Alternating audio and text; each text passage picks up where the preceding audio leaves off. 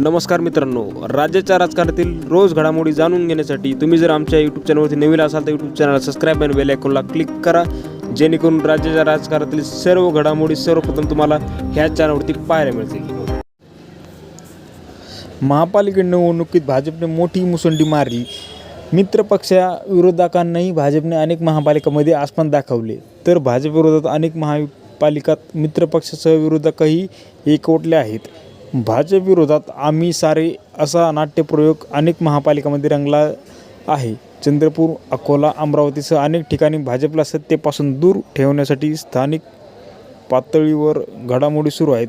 त्यातच मीरा भाईंदर महापालिकेतही भाजपविरोधी आम्ही सारे या प्रयोगाचा चर्चा रंगली आहे. यावर एकनाथ शिंदे यांच्या शिवसेनेचे नेते आणि परिवहन मंत्री प्रताप सरनाईक यांनी मोठं भाष्य केलं आहे. त्यांनी भाजपला मोठा इशारासुद्धा दिला आहे.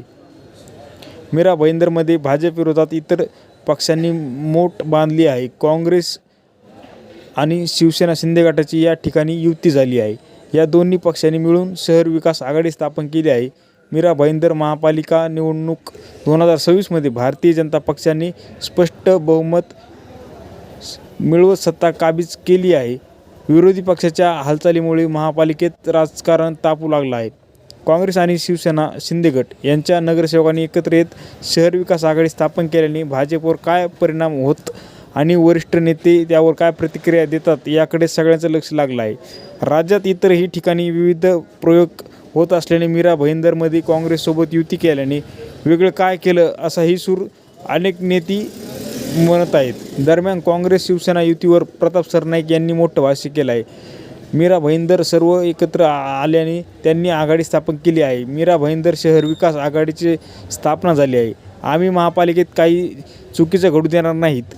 16 नगरसेवकांनी पक्ष न बघता शहर विकास आघाडी स्थापन केली आहे. चुकीचं काही होत असेल तर त्यावर अंकुश ठेवला जाईल. राज ठाकरेंनी यांनी मला पाठिंबा दिला की नाही माहीत नाही, तरीही त्यांचे आभार मानतो, अशी प्रतिक्रिया प्रताप सरनाईक यांनी दिली आहे. दरम्यान अकोला, चंद्रपूर, सोलापूर येथेही विविध पक्ष भाजप विरोधात एकत्र आल्याचे चित्र आहे. त्यामुळे स्थानिक पातळीवरील विविध आघाड्या तयार होत आहेत.